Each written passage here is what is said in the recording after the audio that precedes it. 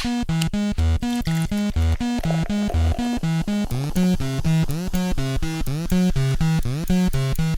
and welcome to the Pint and Click podcast. I'm Dave, and we're here today to talk about video games and books and movies and all sorts of exciting things, websites as a matter of fact, and services. This is part of the Des Plaines Public Library, and I'm joined here by librarians Tony. Hello. And a special guest Gwen. Hey there. How you doing, guys? Great, how are you? Good. I'm all right. I've been having a lot of fun. So, Tony, you're going to start us off. What are you going to talk about today? Sure, I'm sharing a book, Tigerman, by Nick Harkaway. It was published a couple years ago. I had the pleasure of reading it a while ago, but I just recently revisited it so I could share with you guys. And I'm really excited about this book. It just seemed to hit all of the right notes for me in that it starts off lighthearted in that it's a story about a sergeant who is stationed on an island that is kind of in murky legal waters between... There's no real true jurisdiction, and he's a British sergeant kind of meant to quietly finish his career, which was filled with all sorts of action and adventure, but it doesn't really go into what he has done.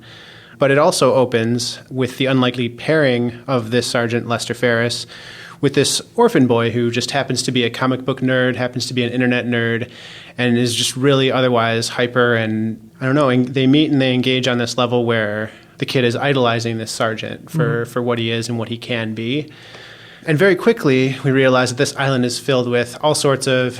It's kind of like the Mos Eisley, a hive of wretched scum and villainy of the world because of the fact that it's in these murky legal waters. So we quickly find out there's crime and there's people being murdered. And, well, this kid realizes this sergeant is a perfect fit for a crime fighter. And so he kind of sees this man as something larger than life in his own eyes. And then it's at this point in the novel where after they narrowly, escape what could be a fatal shooting in a downtown area, where Lester is actually, it kind of takes on this magical realism vibe, if you will.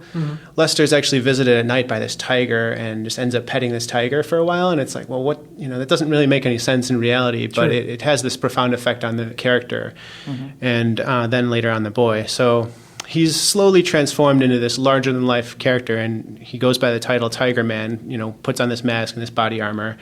And it does turn into somewhat of a superhero story, but it's still just a regular, mundane fiction underneath it all. Like, the things that the sergeant does are all totally within this soldier's capabilities, and it's just him using the technology and the tools and weapons available to him. So it turns into a really needed, almost mystery and an action story, but it's really, at its core, is this relationship between this man and his, maybe surrogate orphaned son kind of thing. I just really absolutely enjoyed this. And it's paced very well, too. It doesn't seem to go too fast into the action. It really takes its time to develop, I would say.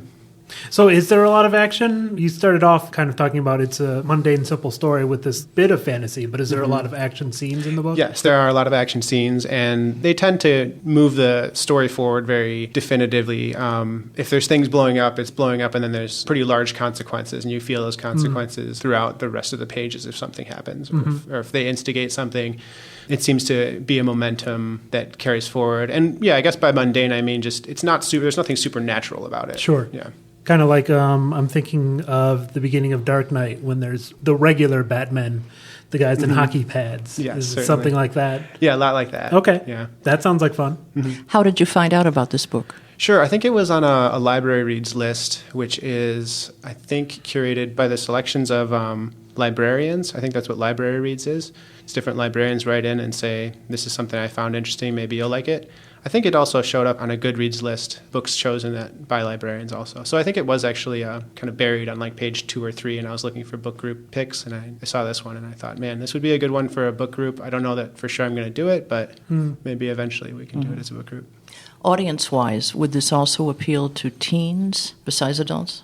Yeah, I think so. I mean, it's kind of hard to say. I personally like certain stories with, the aging older guy. I don't know that teens can necessarily relate to that, but the teens can definitely relate to the boy in this story and how cool the kid is. And he talks in like leet speak, which it's like a hacker dialect that people on the internet talk, uses references from all sorts of comic books and things like that. So it's definitely good in that it brings out two different generations. Cool. Yeah. A rare fiction book for you. You're usually nonfiction. Yes, I think am. This and Ready Player One are the only fiction books you've contributed to the podcast. That's right. When you pick fiction books, do you wait for something that's strongly recommended like this as opposed to just trying something new? Is that your approach? I would say so. I mean, I've tried a few books and only get 60 or 80 pages in, and I sometimes can't finish them. So Yeah, if it hooks too. me by page 100 or so, I'll continue reading it and finish it. But yeah, I am the type to tend to wait for a strong recommendation rather than just pick something off the shelf. I just feel like I don't have very good luck that way. Oh, sure. Did you have a chance to look up anything about the author? Only a few things. I mean, his name came up. He also wrote a nonfiction book about technology. I think it's called The Blind Giant or something like that. And he's written 2 other fiction books that also have really interesting premises. I started listening to one of his other books, and it didn't just capture me the same way this one did. It took place inside of like a shopkeeper's type of thing, and then there was like, I think maybe even time travel or something involved in it. So it was much more of a science fiction. He has other 2 books. One of them is called Angel Maker, but I still haven't read it. But this one is Tigerman. What was the author again? Nick Harkaway, sorry. Okay, Tigerman. We have it here at the library, of course, but check it out for yourself if you get the opportunity. Thanks, Tony. All right, Gwen, what would you like to talk about today? I would like to talk about something that became part of my life, or maybe I should say I incorporated into my life many years ago. Not to sound way too serious here, but that is Book TV, which is a part of C-SPAN. And the way I first found out about it was many moons ago. I was just flipping the channels at home in the living room on the TV, and I recognized the name of a journalist who was interviewing someone. I believe it was a fairly well-known author. And I thought, what is this thing? So I stuck with it for a while. It turned out to be Book TV. It started, if memory serves, 1998, so it's been around quite a while, not quite 20 years. And it has such an interesting and wide array of interviews and other material. And you can also catch this on your laptop, if you like, afterwards. You know, sometimes these things go a couple of hours, and it might get a little long for some people. Oh, geez. Unless you're into that sort of thing. Really, unless you're a serious couch potato, which, for the purposes of this, I think is okay. Yeah. But there is so much to this. They have something called In-Depth, which is, according to their description, a comprehensive live 3-hour look at one author's work with questions from viewers via phone, email, and social media. People come out of the woodwork. I'm trying to get through on the phone years ago. I just had to keep at it. And I'm a pretty persistent person, so I just kept dialing and dialing and dialing. But you can also email, and the person from Book TV, these are very seasoned interviewers, they try to pick, I think, an interesting and, different array, not always the same old thing in terms of questions. And the flow is always different because the authors are such really engaging people. Sure. I know right off the top, 3 hours probably sounds like a very long time, in this age of very fast time and culture. But I'll tell you, if you're drawn into one of Book TV's presentations, it doesn't feel, at least to me, like 3 hours. There are things that I could even, that we didn't cover, or they didn't cover, rather, that I wish they would have like a postscript or something like that. Another program is called Afterwards, and they define it as their signature program, an interview show in which authors of the latest nonfiction books are interviewed by journalists, public policymakers, legislators, and others familiar with their work. And you can find all these details at booktv.org. There's no way one person could really watch and or listen to all of this stuff. You just wouldn't sleep. You'd have to stay up like 24 hours, either, a combination between the television or other media.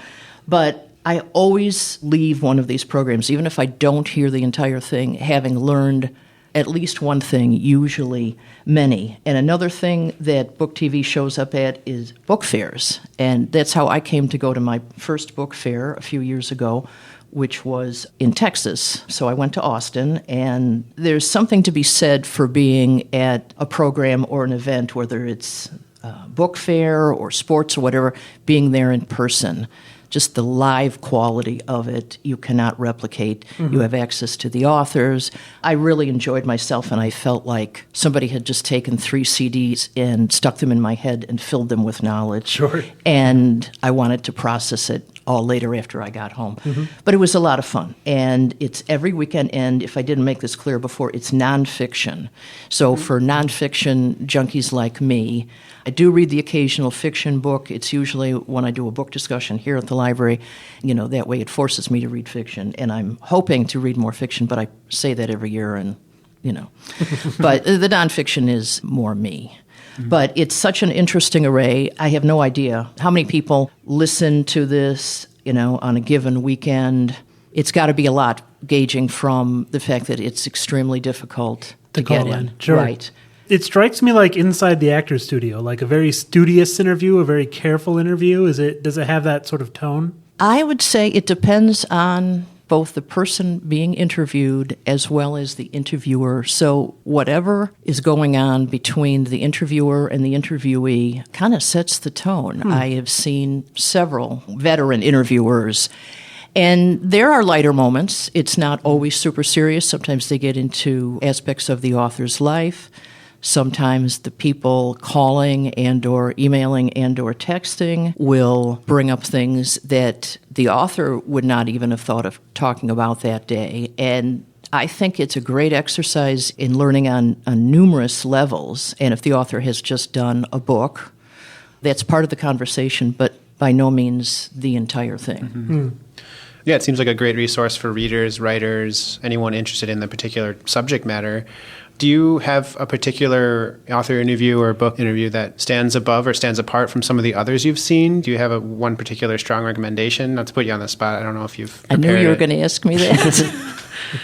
It changes. I would say that what I first started watching years ago, and it may be close to 1998 when I started. I cannot recall the exact year, but it's been a long time. It's been many years. Sebastian Junger's was fascinating, and I would recommend anybody go back and listen to that, even though I didn't get to hear the whole thing. He talked about a lot of very relevant things to now, people in the military, how war affects them, how war affected him as a journalist and as an author.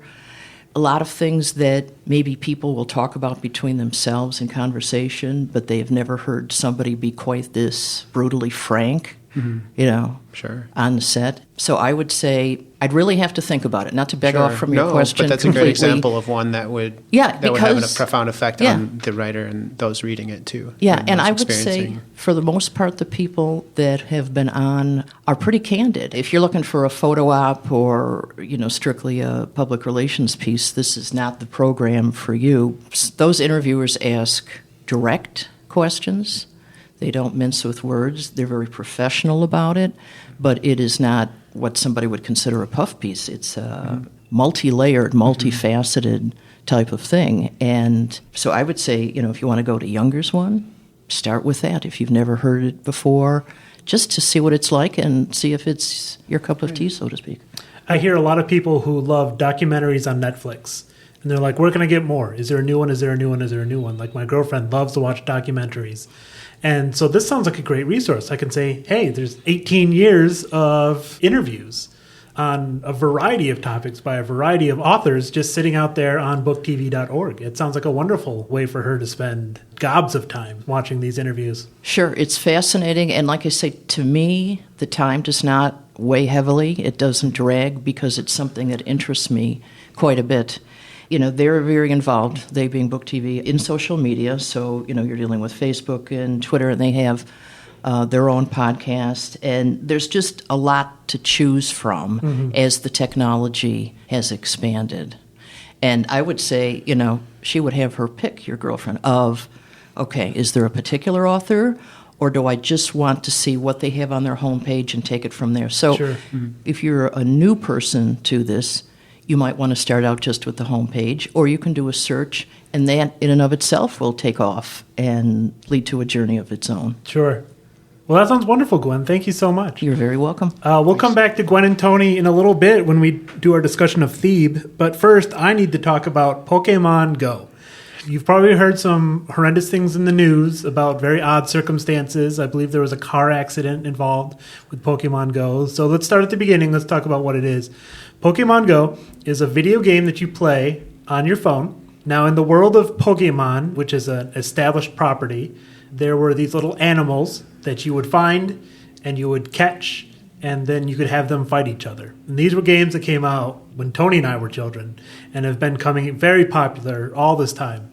Now there's a game called Pokemon Go that you play on your phone where you walk around your town and you walk around your neighborhood, your workplace, the local parks, and find Pokemon that way. Instead of leading a character through a video game, going from town to town in this little virtual world on your Game Boy, now you're the one walking.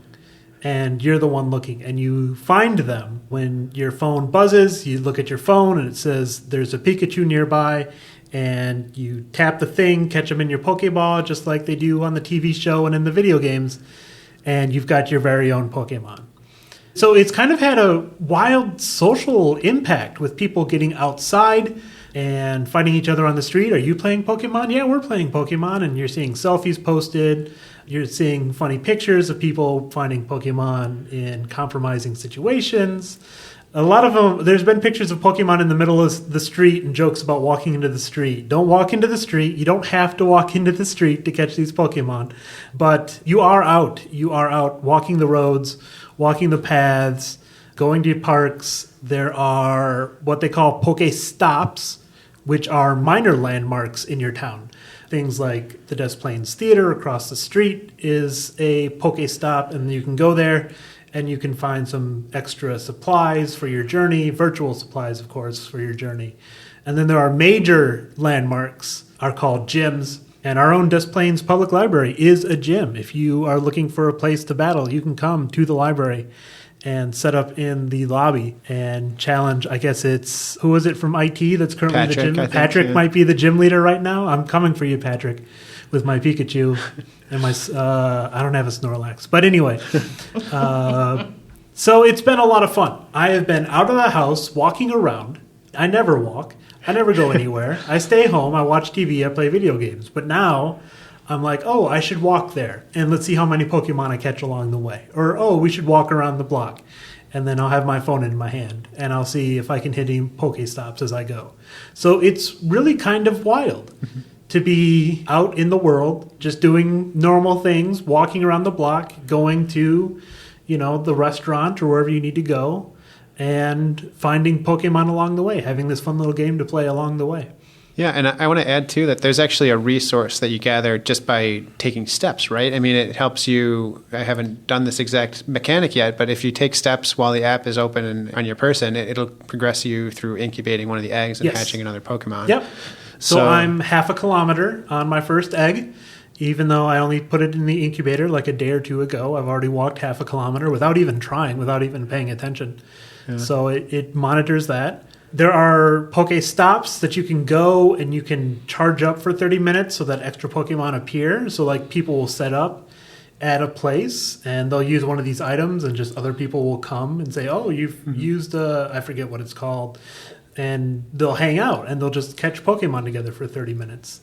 So if you love Pokemon, you're going to love this game. And that's all there is to it. And there are a lot of people who really love Pokemon. But if you don't love Pokemon, it's a fun little harmless treat during your day. Oh, I walked to the Sugar Bowl. Let me see if there's any Pokemon around here. Oh, it turns out there are. There's 3 of them around here. And it's a lot of fun. And it is absolutely not something that you can just sit at home by yourself and play. You can't. You have to be out. You have to be walking. You have to be traveling. You have to be where people are, where other people are looking for these Pokemon. Mm-hmm. So Pokemon is not just for kids anymore. No. Right. Well, kids at heart, I suppose. The kids who grew up from those decades ago. It's remarkable in that it's taken off as the first mainstream, I don't know if it's too soon to call it mainstream, but augmented reality game, yes. ARG. And what that means is, you point your phone camera and you see the reader services desk, but next to the reader services desk, you also see a Pokemon, if that makes sense. So it's occupying the same space, the same reality as we are, but it's augmenting it and changing it digitally. And it really has a lot of consequences that it's become so big so quickly, and that it's only probably going to grow as it gets updated and upgraded Sure. and all that. And so, I mean, the fact that it was able to become a good game right off the bat as soon as it launched and kind of just took I wasn't prepared for this. I don't know if anyone really was. I think it's just a really interesting transformation in gaming. Yeah, I was and excited. Technology. I was excited for launch day, but I did not expect. There's a story in the New York Times about what is Pokemon Go. What should you know about Pokemon Go? Yeah, and Forbes has at least a couple articles. And it's only been a weekend. It launched on Friday, so it's really making a splash. I don't think anyone expected it to be this big. Niantic surely did not expect it to be this big because the servers are down half the time, so they don't have the hardware to back it up. Now, was this created, the current version, by the same people from long ago? Half and half. So Nintendo owns Pokemon. They always have, they always will. And they have a subsidiary called Game Freak / the Pokemon Company. And that's what they do, is they make Pokemon games. The Pokemon Company handles all the licensing for Pokemon, for toys and shirts and all that stuff. And then Game Freak makes the games. And it's the games, they come out every 2-3 years, and they've been coming out for decades, every 2 or 3 years. The Pokemon Company hooked up with another company called Niantic, which had a game similar to this that already existed called Ingress. And I actually know there are some people in the library who play Ingress. I found out just recently talking about Pokemon Go. So Niantic had the experience, had the data, had the knowledge of how to make a game based in the real world. And all they had to do was, let's make Pokemon instead of Ingress, and there you have it. You've got an instant success. But Ingress was kind of generic, I want to say. There were, things like portals and power and stuff like that, which doesn't grab you the way adorable little cartoon creatures do. Again, it has a fan base already installed, whereas Ingress had to convince people to play it. Like, why should I download this? Is it really any fun? People I know who, I don't know if they've played a Pokemon game in their lives, are downloading Pokemon Go and saying, I love this Pokemon. This is what they've been waiting for. The Game Boy games didn't do it, but Pokemon Go is some sort of accessibility that they haven't had before. Because it's not a video game. You don't have to know what's the A button do, what's the B button do, how do I jump, how do I fight. You don't do any of that. You just walk around and press some buttons. Anyone can do it. So there's a lot of accessibility Pokemon Go has that Pokemon Sun and Moon, perhaps, are a little bit more typical of the video game genre. So that's Pokemon Go. It's compelling, it is rewarding, and I haven't spent $1 on it, so why not? That was going to be my next question. How much does this cost, if anything? It costs nothing to download, but if you want to use those power-ups that charge a Pokestop so you can get extra Pokemon, that'll cost you. Now you're going to spend some money here, some money there. Maybe $1 or $2, maybe a lot more if you go a little crazy. So it's up to you how much you spend. I've spent $0. I think I will spend money on this, though. This may be my first mobile game. I talked about Clash Royale on the podcast before. I got in and out of that game, spent no money. But Pokemon Go, I think I'm going to spend some money. Getting some Pokecoins to buy some power-ups, some incubators, all sorts of things. Cool. Very cool. Download now for your Android device from the Play Store or iOS on the App Store. And the Des Plaines Public Library, though we don't own the game or anything like that, is a gym. So come on down and challenge the Des Plaines Public Library staff, it sounds like, for your spot at the top of the gym. There's also a Pokestop across the street at the theater, next door in the Peace Garden, and there's a few more stops all around Des Plaines. Can I ask you a quick question? Of How course. did this library come to be a gym? I think just by being a library, by being a major, I haven't seen, but I would bet that the other major libraries in the suburbs are also gyms. And some funny offshoots of that, the White House is a gym. People assume that one of the Obama daughters must be playing Pokemon Go inside the White House, because how else would a Pokemon get to the top of that gym? You can't get that close to the White House. You can't walk up to it. I've also seen Pokestops in Air Force bases. People have posted that online.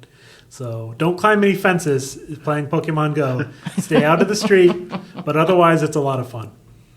And next, we're going to have our group discussion about Theeb. Theeb. Theeb is a movie that we recently came across. We own it here at the Des Plaines Library, but it's also available on Hoopla, our digital streaming service. If you are a Des Plaines card holder, or maybe a card holder at your public library has Hoopla, you can download and watch this movie for free. And why not? It is an Academy Award nominated film from this past January, and it is quite amazing in certain aspects. I watched it just this morning, as a matter of fact. I had a busy weekend, and I had to get it done before the podcast. But it reminds me of Lawrence of Arabia in a lot of ways, with the long, big shots, the landscapes, the loneliness of the desert. So let's talk real quick about Theeb. Theeb is a young boy. His name is Theeb. That's where the movie gets its title. And he goes with his brother on a journey. And there's some big spoilers in this movie. I think we'll have to say that we're going to mention major plot points as we go, because otherwise we'll only be able to talk about the first 20 minutes of the movie, and that won't be very rewarding. So we are going to talk about spoilers in the movie Theeb. So if you're interested in watching, maybe watch it and come back later for the rest of the podcast. Anyway, young boy goes on a journey with his older brother and a couple of strangers, one Arabic and one an Englishman, and they find themselves in some compromising situations. Before we get into the specific plot, though, what did you think of Theeb? Well, I thought it was really gripping in that it kind of thwarted my expectations of what was going to happen. I don't know, it teases suspense only to early on keep the tone that of a travel movie, but then it does quickly turn into something much more intense. The violent aspects of, bandits, or I forget what they call them in the film. Raiders, yeah. And this kind of struggle for your life. I don't know, it told the story in a very intense way, because it was just centered around really this one kid. Theeb had a really hard journey, and the child actor did an absolutely amazing job. So you're with him along the way 100%. So. Gwen, what did you think? I enjoyed it. It was, as Tony said, gripping. It was very intense in spots. Two quick things that came to me. One is that as coming-of-age films go, I think it was quite good. It was very different from what we would be used to seeing here in the United States. Yes. But like you mentioned, Dave, it automatically reminded me of Lawrence of Arabia, the film, in that the Englishman was a soldier. The look of the movie, which leads to my second point, I had never seen a movie on Hoopla before, and the small screen of my laptop made me realize I would really like to see this incredible scenery on the big screen in a movie theater. Yeah. So if I ever get that opportunity, if there's ever a special showing or something of this, I know it's been out, at least a little while, so I don't know if that's a possibility, but I would definitely like to see it on the big screen. Yeah, it's a lot of scenes of completely foreign desert, foreign to me, of course, of these wide shots of the desert, of the rocks, of the sand, of the wells struck me. They're going on this journey, and they're following the Pilgrim's Trail or something like that, and I'm like, what trail? There's no trail. They're just kind of, it seems to me like they're wandering. But what they're doing is following a series of wells, of water sources through this area of the desert. And it's amazing to me, the idea that if you lived at this place in this time, water sources were terribly important. And that's how you navigated your world. Was, we're this far from this water source or that far from that water source, I suppose, because there's no other, to my eye, major landmarks anywhere in this desert. There are certainly mountains and canyons and chasms and things like that, but otherwise it's, all right, we're halfway to the next well. They're using camels to get around, baking bread just on the rocks with provisions that they take with. All that appeals to me. I don't know why. Something about the food on a journey always gets me about a story. I love The Hobbit for that reason. Right. I love when they're talking about hard cheeses and bread. What people eat when they're on the road, particularly a hard journey through the desert or a trip through Mirkwood, fascinates me. I don't know why. Yeah, it didn't seem like there was much food or much water, particularly as time went on and events unfolded. The fact that Theeb survived at all is just mind-blowing. Sure. Given everything that happened to him. Yeah, and the suspense, I felt from the beginning of this movie, there was suspense. And in the beginning of the movie, Theeb and his older brother tease a knife, they tease a gun, and I, immediately start to worry, how important are knives and guns to this culture, that they're playing around with these in the first 5 minutes of the movie. From that point on, every shot of the movie, I was like, oh, something terrible is going to happen here. Something terrible is going to happen here. And it doesn't for a long time. And then it does in a big way. Yeah, I would even say that the music was downright relax you. It changed the tone to something, shifted the tone to something lighthearted, specifically when they were camping or making food, and you could hear the crackling of the fire, and you saw them breaking bread and sharing the bread with the soldier. It had this mood, it was light, but you also knew something was lurking, and also the way that the scenery where they were camping out in this particular chasm, I think it was, it felt as if they were in a vulnerable position. It felt as if they're camping out, and maybe they're relaxed to a certain extent. And I think that toying with the idea that there's something inside of that box was also really good because of the suspense that that guy really, really was upset when Theeb went for his box, and as if it was a matter of life and death. Yeah. And I just thought, well, the way that they played with the tone shifting up and down, and even the scenery changing to that small, narrow place that would be perfect for an ambush or something, was just really interesting. It just taunts your expectations again. Yeah, I'm no cinematographer, but it seemed like they were always being watched as that journey began. One of the characters even said that. I think it was Hussein, Theeb's brother. A couple of other things, not to change the subject, but I found the music, Tony and Dave, to be very haunting in one sense. I've heard music like that before, but I cannot recall which movie nor soundtrack it was, but it did fit, I think, with the material. Also, there were no women in this movie. Nope. There was one passing reference to if Theeb didn't behave himself around all of these men of varying ages, including, middle-aged to maybe somewhat older men, that he would be sent back to his mother. Well, where was mother? Who knows? Yeah, that was one thing that was definitely left hanging. And then something else, too, is this is against a backdrop of history. So as events unfold, you see this was, 1916, supposedly it said? World War I, that's what I remember. On the eve, was it during World War I or the eve of World War I? I'm not sure exactly. So you have these various factions fighting, and in my own mind, I would have liked to have known more about who's on which side. Yes. What divides them, and who's got the railroad, and all these various things. And I think that's hidden from us on purpose, which is what brings the suspense. It's a lack of dramatic irony. We don't know. They know who they trust and why, but we don't know why. People trust other people, and you're like, why do you trust them? Why is this person trusting that person? I don't know. I'm very scared. So it's an exercise in trust. And it is, though, I didn't think of this till you said it just now, but it is a coming-of-age story for young Theeb. I thought of it more like a suspense film with a grand showcase for the desert. But it never occurred to me that how much Theeb grows from the beginning of the picture.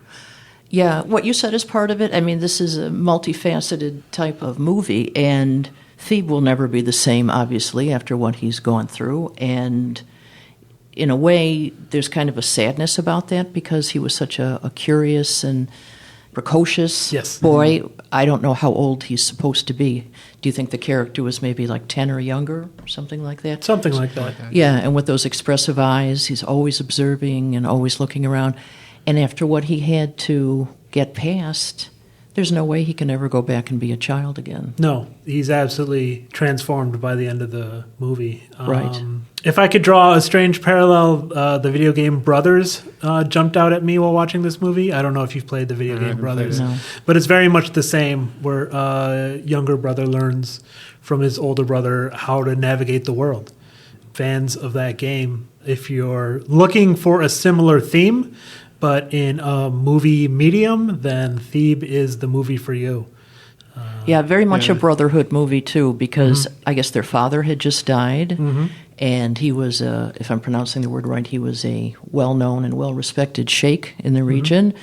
So you have a situation where Hussein really is playing not only big brother, but father to Theeb, and that's why the loss was so great to Theeb. You know, sorry to give that away, but We warned you. yeah.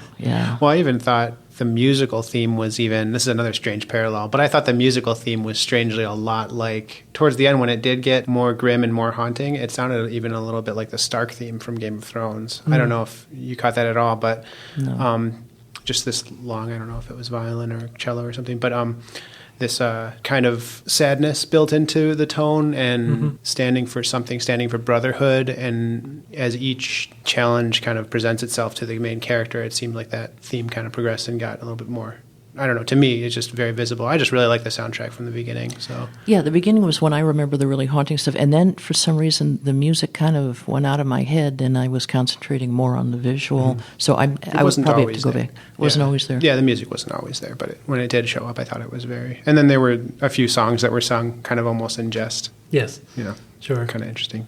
What did you two think about the fact that the movie opens with Theeb looking at headstones in kind of a makeshift cemetery outside their tents? Were these Bedouins? I'm trying to remember if they were. I don't know. I assume that was the father. I may be wrong, but that's what I assume in retrospect. I think it sets the tone of the movie, though that tone was quickly forgotten. I think it's very sneaky of them to have Theeb considering death, staring at a headstone, but then he's immediately playing with his brother and watering the camels, and you get into, oh, this is a slice of life of what it's like to be Arabic at this time in the world, at this place. And I totally forgot about the headstones that open the movie. Well, it was the second time I saw it that I noticed it, and that triangle that apparently was Theeb's family's or the clan's insignia or whatever the exact word would be, because then you saw him drawing it again much further on Oh, okay. in the movie, but I don't know what the triangle symbolizes. I'm just putting that together now. Yeah. You got me, I don't know. But I definitely recommend this movie because I think if you have any interest in history whatsoever, to go back and look at it. Plus, it is so different from what we know today. Some of the things that they encountered along the way were so horrific. I don't know if children or adults today who have a relatively comfortable life here, what we would consider problems, probably would pale in comparison to what was encountered on that journey. Sure. It really puts things in perspective. I think if you like suspense, I very strongly recommend this movie. It has a pervasive tone of suspense. Even when people are laughing and happy and eating, like I felt like they were in danger. Whenever you're doing anything, I felt like you're in danger in that movie. And I haven't felt that way in a long time. Argo made me feel that way, that everyone's in danger all the time. And that's how Theeb made me feel, is that this suspense is... I don't know how I can feel that way for 100 solid minutes, but I do the entire time. I'm worried about everybody and what terrible plot twist may happen next. Half the time they don't happen at all, and I'm like, oh, I was a fool to be so concerned. And then, But then something else happens. Something else happens soon after. When they do happen, you're still shocked. Yeah, absolutely. Yeah. When they do happen, you're still shocked. Absolutely. So it's Theeb, Theeb. It is available on DVD here at Des Plaines and possibly at your local library. It is in the foreign language section under Arabic. If you're looking for it here at Des Plaines, it is entirely in Arabic. It is subtitled, of course. But it's also available on Hoopla. So if you are a library patron at Des Plaines or your local library, you can go to hoopladigital.com and check it out and watch it for free on your laptop, on your TV, if you've got Chromecast or Amazon Fire or any of those neat things. Well, that'll do it for the Pint and Click podcast. Thank you, Gwen, so much for filling in. Thank you for letting me fill in for Jamie. It was a pleasure. No problem. And we'll see you next time on the Des Plaines Pint and Click podcast.